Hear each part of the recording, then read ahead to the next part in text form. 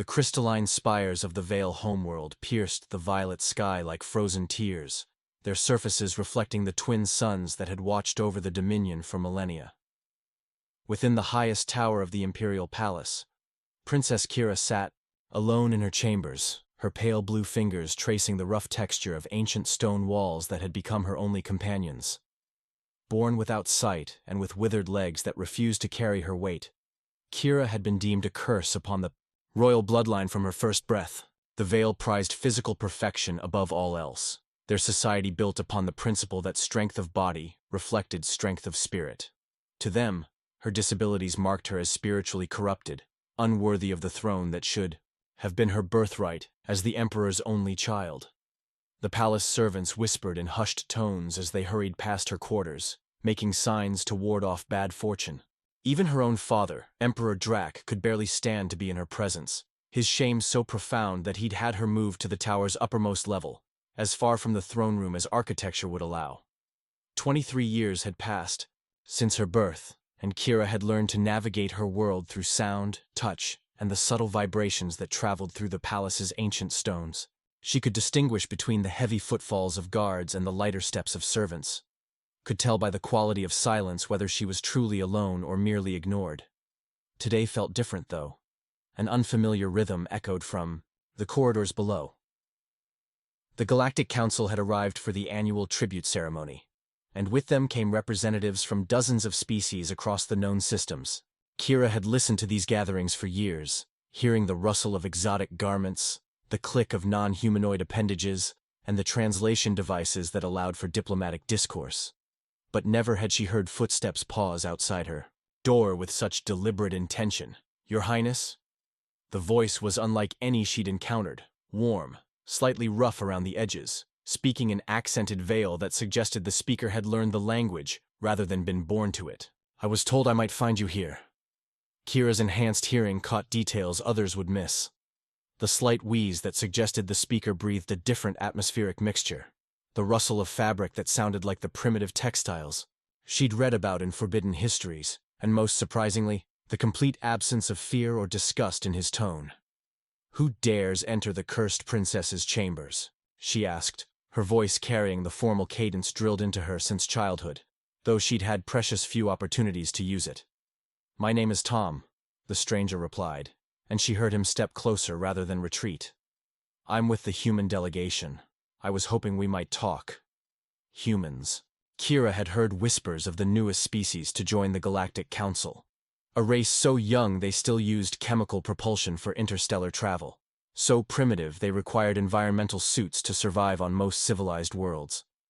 What could such a being possibly want with her? "The council meeting is 13 floors below," she said carefully. "I believe you've lost your way."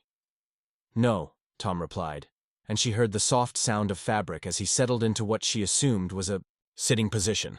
"I'm exactly where I intended to be.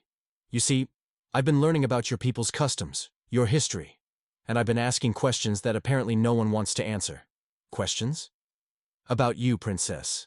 About why the heir to one of the most powerful empires in the galaxy is locked away like a secret shame." Kira felt her breath catch. In 23 years, no one had ever asked that question. At least not in her hearing.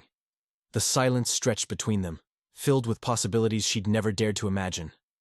Tom Martinez had been chosen for the human delegation not because of diplomatic training he didn't possess, but because of his unique perspective as someone who understood what it meant to be overlooked by society. Born with a spinal injury that had left him dependent on mobility aids for most of his life, he'd grown up in a world that often treated him as invisible, damaged, or inspiration porn for others' consumption.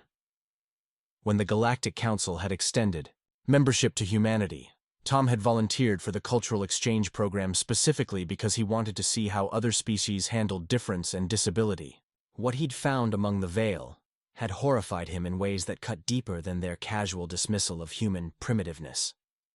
"Your father told the council you were mentally deficient," Tom said, watching Kira's reaction carefully. Her composure was remarkable. Trained, he suspected, by years of maintaining dignity in the face of cruel dismissal. "He suggested that your condition made you unsuitable for any role in governance." Kira's laugh held no humor. And you believed him? I might have, if I hadn't done my research first.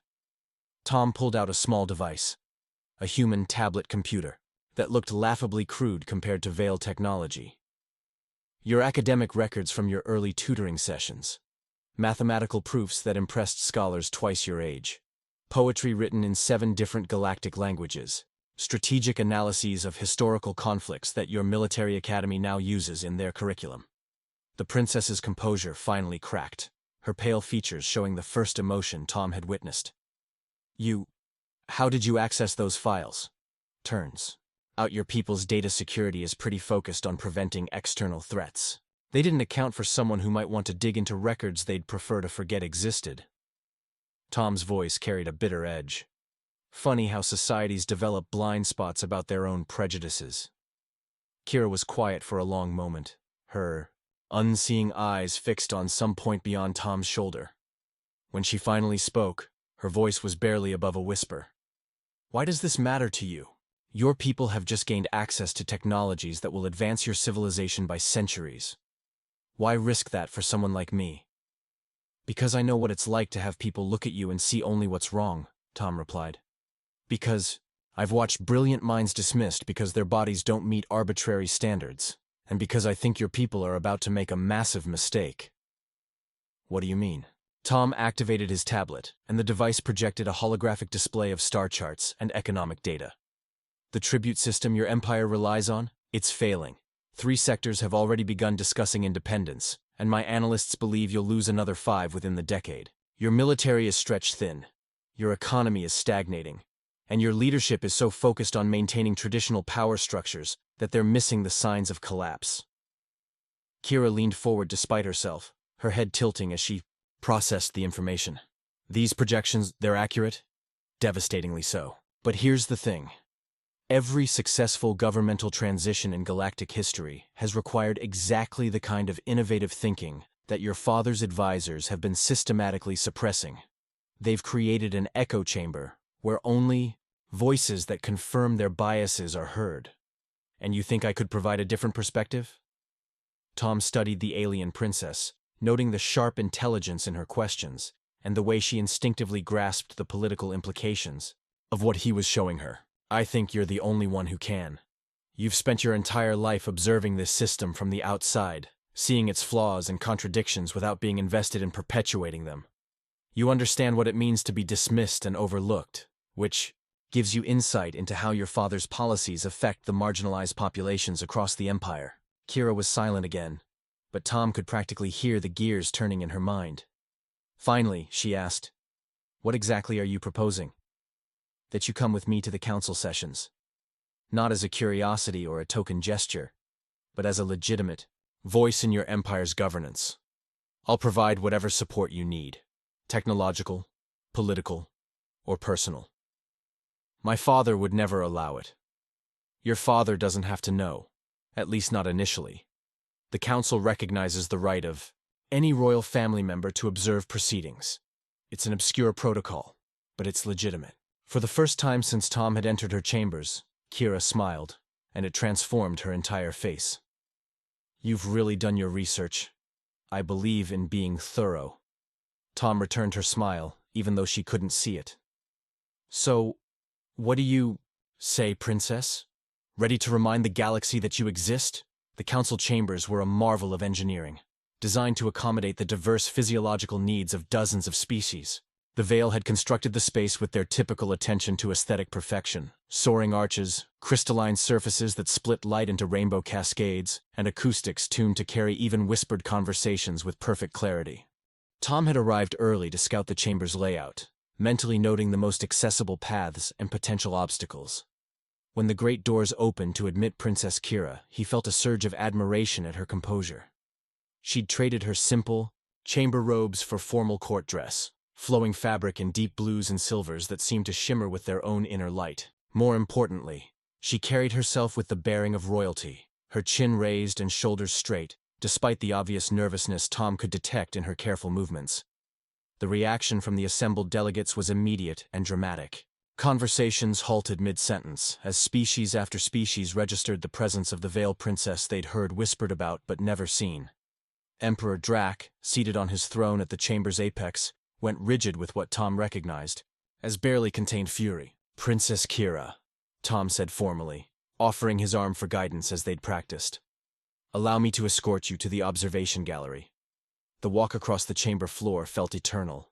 Tom could feel hundreds of eyes tracking their progress, could hear the subtle sounds of communication devices activating as delegates updated their home governments about this unexpected development. Kira moved with surprising grace, her enhanced hearing allowing her to navigate around obstacles with minimal guidance. They'd almost reached the gallery when Emperor Drac's voice boomed across the chamber. "What is the meaning of this interruption?" Tom felt Kira tense beside him, but her voice remained steady as she replied in formal court dialect. "Honored Father, I invoke the ancient right of royal observation, as granted by the founding protocols of our empire." The Emperor's face cycled through several emotions before settling on cold rage. "You dare quote protocol to me, child?" "I quote law to you, Emperor," Kira replied, and Tom heard steel enter her voice. "Law that predates both of us and cannot be dismissed on personal preference." The chamber had gone completely silent. Tom could feel the weight of galactic attention focused on this moment, and he realized that whatever happened next would ripple across star systems for generations. The human delegation had briefed him on Vale cultural dynamics, but nothing had prepared him for the raw tension of a royal family publicly fracturing. "You have no place here," Drac continued, his voice carrying the authority of absolute power. "Your limitations make you unsuitable for matters of state." It was exactly the opening Tom had hoped for, though he'd prayed it wouldn't be necessary. He stepped forward slightly, his voice carrying clearly across the chamber. "Your Imperial Majesty, I must respectfully disagree with that assessment." The Emperor's gaze fixed on Tom with predatory intensity. "A human presumes to contradict the ruler of the Vale Dominion? A human who has spent considerable time studying your empire's current challenges presumes to offer relevant perspective," Tom replied evenly. He activated his tablet, and the holographic display materialized above the chamber floor. If the assembly would permit a brief presentation? The murmur that ran through the delegates suggested curiosity outweighing protocol. Tom took their silence as permission to continue. "The Vale Dominion faces unprecedented challenges," he began, the holographic display shifting to show economic projections and territorial disputes. "Declining tribute revenues, increasing independence movements, and resource depletion across 12 systems. Traditional approaches to governance have proven inadequate to address these complex, interconnected problems." Emperor Drac's expression had shifted from rage to wary attention. "What does this have to do with my daughter's inappropriate presence?" "Everything," Tom replied. "Because the solutions your empire needs require exactly the kind of perspective that Princess Kira uniquely possesses." The display shifted again, showing historical data on governmental reforms across the galaxy. Every successful adaptation to changing conditions has required leadership that could see beyond established patterns. Leadership that understood the experience of being overlooked, dismissed, or marginalized. Kira stepped forward, her voice carrying a confidence Tom hadn't heard before. "Honored delegates, I have spent 23 years observing our empire from its margins. I have seen how policies affect those deemed unworthy of consideration. I understand the cost of dismissing voices simply because they come from unexpected sources. The galaxy is changing," Tom added, gesturing to data showing the rapid advancement of younger species like humanity. "The Dominion can adapt and lead that change, or it can maintain rigid traditions and watch its influence fade into history." For a long moment, the only sound in the chamber was the subtle hum of environmental systems. Then, unexpectedly, the Trillan ambassador, a species known for their analytical approach to governance, spoke up. "The human's data appears sound," the ambassador said in their characteristic whistling tones. "We would be interested in hearing Princess Kira's analysis of the proposed solutions." Emperor Drac looked as though he'd been struck, but the damage was done. One by one, other delegates voiced their curiosity about the princess's perspective. The forgotten heir had found her voice, and the galaxy was finally ready to listen. The weight of galactic attention should have been crushing, but Kira found herself drawing strength from the very exclusion that had defined her life. These delegates had dismissed her existence for over 2 decades. Now they would hear what that dismissal had cost them. "Honored delegates," she began, her voice carrying the clear diction of imperial training combined with the hard-earned confidence of someone who had learned to fight for every scrap of recognition. "I will speak of what I have observed from the shadows of power, and what those observations reveal about our empire's future." The holographic display shifted at Tom's subtle command, showing demographic data that most of the assembly had never seen compiled in this format. Kira couldn't see the charts, but she had memorized every data point during their preparation sessions. "Our tribute system was designed for an empire of conquest, where subjugated populations had no choice but compliance," she continued, "but subjugation requires constant military pressure, and our forces are now spread across territories so vast that effective control has become impossible. The result is not strength, but the illusion of strength, and our subject worlds have begun to recognize the difference." Ambassador Thane of the Koran Collective leaned forward in his crystalline seat. "What alternative do you propose, Princess? The tribute system has sustained your empire for 8 centuries. And, for 7 of those centuries, it worked because we were expanding," Kira replied without hesitation. "New conquests provided fresh resources and populations to support the system.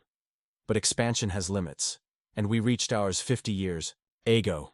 Since then, we've been asking a fixed number of worlds to support an ever-growing imperial bureaucracy, while providing them with diminishing incentives for cooperation."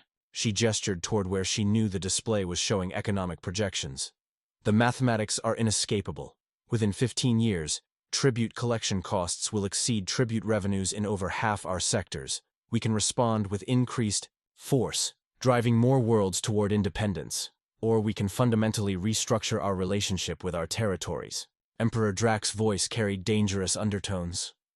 "You speak of restructuring as though the Empire is some corporate entity to be reorganized at will." "I speak of adaptation as the alternative to extinction," Kira replied, turning toward her father's voice with unerring accuracy. "The galaxy is changing, honored father. Species like humanity have demonstrated that rapid technological advancement is possible without centralized imperial control. The Trillion Confederation shows that voluntary cooperation can generate more resources than forced tribute. The old models of power are becoming obsolete." Tom stepped forward, adding supporting data to the display. "Princess Kira has identified what our analysts call the imperial paradox, the point at which the costs of maintaining control exceed the benefits of that control. Every empire in galactic history has faced this choice, and their responses have determined whether they evolved or collapsed." The Vale military commander, General Kane, spoke for the first time. "You speak of cooperation and voluntary association, but these concepts ignore the reality of interstellar politics.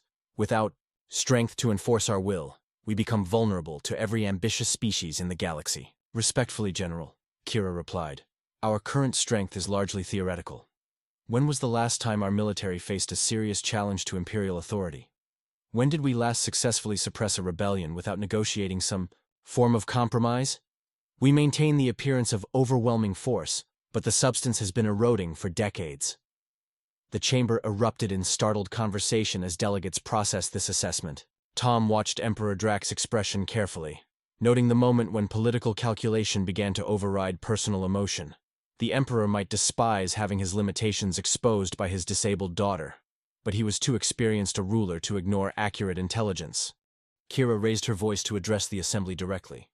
"I propose that we transform the Dominion from an empire of conquest into a confederation of cooperation. We offer our advanced technology, our established trade networks, and our diplomatic expertise in exchange for voluntary resource sharing and mutual defense agreements. Worlds that prosper under our guidance become partners rather than subjects. Those that choose independence remain trading partners rather than becoming enemies." "The transition costs would be enormous," observed the Centauran economic advisor. "Retraining bureaucrats, restructuring military forces, renegotiating thousands of existing agreements." "Less enormous than the cost of civil war," Tom interjected, displaying projections that made several delegates visibly uncomfortable. "Our models suggest that maintaining current policies will result in armed rebellion in at least 8 sectors within the next decade. The Princess's approach offers a path to manage change rather than catastrophic collapse." Kira could feel the mood in the chamber shifting, centuries of imperial certainty giving way to uncomfortable recognition of changing realities. She pressed her advantage. I have lived my entire life with limitations that others saw as disqualifications, she said. But those limitations taught me to find creative solutions, to see opportunities where others saw only obstacles. Our empire's current limitations are not permanent disabilities. They are challenges that require new thinking. And if this grand experiment fails? Emperor Drac asked, his voice carrying a grudging note of respect. If cooperation proves insufficient to maintain order? Kira smiled, and Tom realized that this moment had been inevitable from the first day he'd entered her chambers. Then we will have failed attempting something worthy rather than succeeding at something that was already dying. The council session extended far beyond its scheduled duration, as delegates grappled with concepts that challenged centuries of established galactic order. Tom watched the reactions carefully, noting how different species processed the radical restructuring that Princess Kira had proposed. Some, like the Trillans, approached it as an interesting intellectual exercise. Others, particularly the more militaristic species, seemed genuinely disturbed by the implications. Emperor Drac had remained conspicuously silent since his daughter's final declaration, but Tom could see the ruler's mind working through political calculations at light speed. The Emperor's greatest talent had always been recognizing when circumstances demanded adaptation, even when that adaptation required abandoning cherished beliefs. The implementation timeline would be critical, observed Ambassador Vex of the Silicon Confederation, their crystalline voice carrying harmonic overtones that Tom's translation device struggled to process. Too rapid a transition could destabilize existing systems. Too gradual, and the benefits might never materialize. Kira nodded thoughtfully. I've prepared preliminary proposals for a phased implementation, beginning with our most troubled sectors as test cases. She gestured toward Tom, who activated a new section of their presentation. The human experience with political transformation provides several relevant models. The display showed historical data from Earth's transition from colonial empires to international cooperation frameworks. Tom had spent weeks with Kira, analyzing how humanity had managed similar shifts in power structures, though never on an interstellar scale. The key insight, Kira continued, is that transformation must offer clear benefits to all parties, not just the central authority. Worlds that join our new Confederation model must see immediate improvements in their circumstances, or they'll have no incentive to remain partners. General Kane leaned forward, his scarred features reflecting skepticism. And what happens when one of these partners decides they prefer independence to cooperation? When they take our technology and expertise and use it to compete against us? Then they become successful independent worlds that maintain trade relationships with us. Kira replied without hesitation. General, consider our current situation. We're spending enormous resources to maintain control over territories that increasingly resent our presence. If some of those worlds choose independence but remain trading partners, we've reduced our costs while maintaining economic benefits. The princess raises a crucial point, added the Koran ambassador. The current system generates resentment that often translates into active hostility. A voluntary confederation might transform enemies into neutral parties, or even allies. Tom could see that the debate was beginning to shift from whether change was necessary to how that change might be implemented safely. It was exactly the kind of incremental progress that Kira had predicted. Once people began seriously considering alternatives, the limitations of existing systems became increasingly obvious. Emperor Drac finally spoke, his voice carrying the authority that had dominated the galaxy for decades. These proposals require extensive analysis and consultation with our strategic planning councils. We cannot restructure an empire based on theoretical projections and wishful thinking. Of course not, Kira agreed smoothly. I propose we begin with a limited trial, perhaps the 3 sectors that have shown the strongest independence movements. If the Confederation model proves effective there, we can expand it gradually. If it fails, we can contain the damage and maintain traditional control over the remaining territories. The Emperor's expression suggested he recognized the political cleverness of this approach. By framing the changes as limited experiments rather than empire-wide transformations, Kira had made them seem less threatening to conservative elements, while still opening the door to significant reform.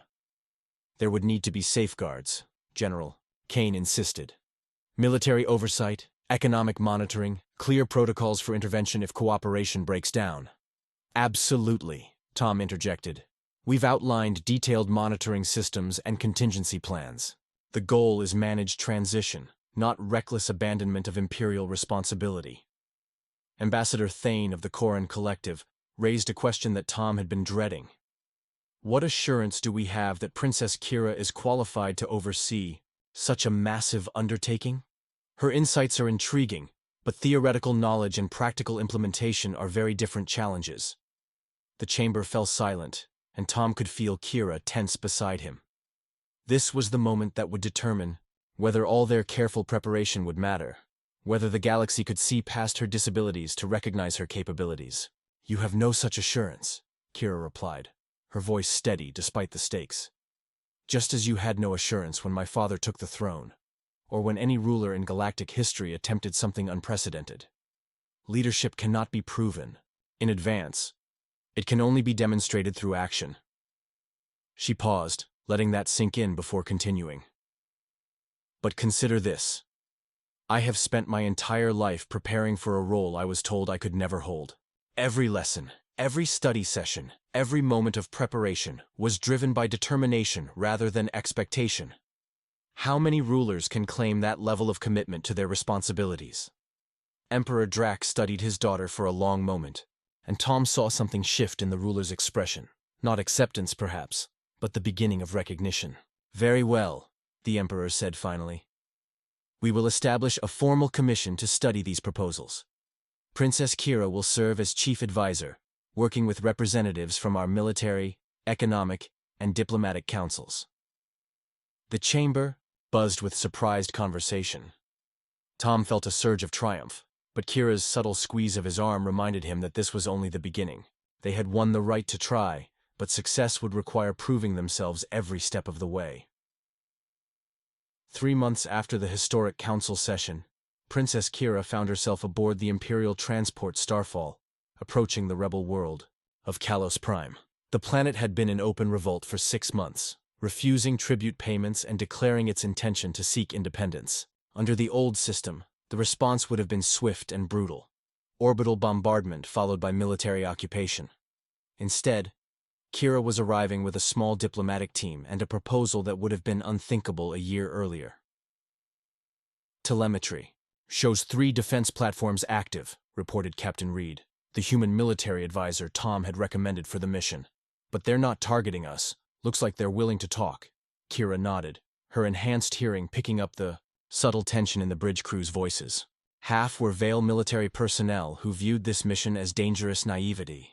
The other half were specialists from various allied species who believed in the Confederation model. The mixed crew was itself an experiment in the kind of cooperation she was trying to promote. Princess, came the voice of Commander Zara, her Veil security chief. We're receiving a transmission from the planetary governor. Audio only. Put it through, Kira replied, moving to the communication station with the fluid grace she'd developed over years of navigating by sound and touch. The voice that emerged from the speakers was rough with exhaustion and barely controlled hostility. This is Governor Malik of the Free Republic of Kalos. State your business in our space. Governor Malik, Kira replied, her tone carefully neutral. I am Princess Kira of the Veil Dominion. I've come to discuss a proposal that I believe will benefit both our peoples. A long pause. When Malik spoke again, suspicion saturated every word. The infamous princess speaks. We heard rumors you'd finally emerged from your tower. What could the Empire's secret shame possibly offer us? Tom, monitoring from the observation deck, winced at the casual cruelty of the words, but Kira had prepared for exactly this kind of reception. I offer understanding, she replied simply. I know what it means to be dismissed, overlooked, and told you're incapable of self-governance. I also know what it means to prove those assumptions wrong. Another pause, shorter this time. You're requesting permission to land? I'm requesting the opportunity to present an alternative to the conflict that's about to destroy your world and drain resources from mine. 1 hour, Malik said finally. Government complex. Main landing pad. Come alone. No weapons. No guards. Commander Zara immediately protested. Princess, This is clearly a trap. We should maintain orbital position and conduct negotiations by communication link. No, Kira said firmly. Trust cannot be built through displays of force or fears of betrayal. If we want them to believe in cooperation, we must demonstrate it ourselves. 20 minutes later, Kira's shuttle touched down on Kalos Prime. The planet was beautiful in a way that orbital surveys couldn't capture. She could hear the rustle of alien vegetation in the wind, smell the complex organic chemistry of a thriving ecosystem, and feel the vibrations of a world that hummed with life and industry. Governor Malik was waiting at the landing pad, flanked by guards whose tension was obvious even without visual confirmation. When he spoke, Kira could hear the surprise in his voice. "You actually came alone." "Not entirely," Kira replied, gesturing toward Tom, who had insisted on accompanying her despite the risks. "I brought my advisor. But yes, no guards, no weapons, no fleet hovering overhead ready to rain destruction if negotiations fail." "Your advisor is human?" Malik sounded intrigued despite himself. "Humans have a unique perspective on cooperation between species," Tom replied. "We're new to the galactic community, so we don't have centuries of imperial tradition to overcome." As they walked toward the government complex, Kira began to understand why Kalos Prime had been willing to risk rebellion. The sounds she heard suggested a thriving, well-organized society, not the struggling colony world that imperial records described. Children's laughter echoed from school courtyards, industrial machinery hummed with efficient productivity, and conversation buzzed from marketplaces that suggested robust economic activity. "You've built something impressive here," she said to Malik. "We've had to," he replied. "The Empire's tribute demands left us with little choice but self-sufficiency. Turns out, when people work for themselves instead of distant overlords, they tend to be more productive." Inside the government complex, Kira was introduced to Malik's cabinet, a diverse group representing different aspects of colonial life. What struck her immediately was how they interacted with their governor. There was respect, but also familiarity, and open disagreement on several policy points. It was nothing like the rigid hierarchy of the imperial court. "So," Malik said once they were seated around a conference table, "what's this proposal that's supposed to save us all from mutually assured destruction?" Kira activated the portable display Tom had prepared, though she relied on memory and preparation rather than visual cues. "We're offering Kalos Prime membership in a new type of relationship with the Dominion, not as subject and ruler but as partners in a mutual confederation." As she outlined the proposal, reduced resource commitments in exchange for voluntary cooperation, shared technology and expertise, representation in imperial governance, she watched the reactions of Malik's cabinet. Their body language and conversation patterns suggested they were seriously considering the offer rather than dismissing it out of hand. "And if we refuse?" asked the colonial defense minister. "If we decide we prefer complete independence?" "Then, you become an independent world with favored trading status," Kira replied. "We're not offering this because we're desperate to maintain control. We're offering it because cooperation serves everyone's interests better than conflict." Malik leaned back in his chair, studying Kira with obvious curiosity. "Why should we trust you? Your empire has spent decades treating us as nothing more than a resource extraction site." "Because I understand what it means to be underestimated and dismissed," Kira replied. "And because I've learned that the greatest strength comes not from forcing compliance, but from inspiring willing cooperation." 1 year later, Princess Kira stood in the transformed council chambers, addressing an assembly that would have been unimaginable during her years of isolation. Representatives from 47 worlds filled seats that had once been reserved exclusively for tribute-paying subjects. The Kalos experiment had succeeded beyond anyone's expectations, and 12 other systems had voted to join the Confederation model. The changes went far deeper than political structure. Trade volume had increased by 30% as worlds invested their retained resources in development projects. Technological innovation had accelerated as knowledge flowed freely between species instead of being hoarded by imperial authorities. Most remarkably, military conflicts had virtually ceased as disputes were resolved through economic cooperation rather than force. Tom sat in the human delegation section, watching with quiet pride as Kira fielded questions from Confederation representatives. She had grown into her role with natural authority, her disability long since forgotten by allies and former enemies alike. The galaxy had learned to value her insights over her limitations. The princess raises an important point about resource allocation, said Representative Drawl from the formerly rebellious Talix system. But implementation across diverse economic systems will require careful coordination. Kira nodded thoughtfully. We've prepared detailed proposals for each major system type, taking into account local conditions and preferences. The beauty of Confederation is that it doesn't require uniformity. It requires compatibility. Emperor Drac, now bearing the title of first speaker rather than absolute ruler, watched his daughter with an expression Tom had learned to recognize as parental pride mixed with political admiration. The transition had been difficult for the former emperor, but he'd proven remarkably adaptable once he understood that evolution was preferable to extinction. If I may, Tom said, rising from his seat, I'd like to address something that often gets overlooked in these discussions about political transformation. The assembly turned toward him with the respectful attention he'd earned through months of successful diplomacy. When Princess Kira first proposed this Confederation model, many species questioned whether someone with her limitations could understand the complexities of interstellar governance. He paused, letting that sink in. What we've learned is that those limitations were actually advantages. Her experience of being overlooked gave her insight into the perspectives of marginalized worlds. Her need to rely on others for certain tasks taught her the value of genuine cooperation. Her exclusion from traditional power structures freed her to imagine alternatives that those structures couldn't conceive. Kira smiled, though she couldn't see the approving nods from representatives across the chamber. Tom makes an important point about diversity of perspective. The Confederation works because it includes voices that were previously silenced or ignored. We've learned that the greatest innovations come from the margins, not the center. Ambassador Thane of the Koran Collective raised a question that had become increasingly relevant as the Confederation expanded. What about species that prefer more traditional hierarchical structures? How do we accommodate their preferences while maintaining our cooperative principles? By recognizing that cooperation doesn't require conformity, Kira replied. The hierarchan Empire maintains their internal structure while participating as equal partners in Confederation decisions. The collective hives operate according to their biological imperatives, while contributing their unique perspectives to our discussions. Unity doesn't mean uniformity. As the session continued, Tom reflected on how profoundly everything had changed. The Veiled Dominion had transformed from a declining empire held together by force into the heart of a growing alliance based on mutual benefit. Humanity had found its place as facilitators and innovators, their fresh perspective valued precisely because they lacked the baggage of ancient prejudices.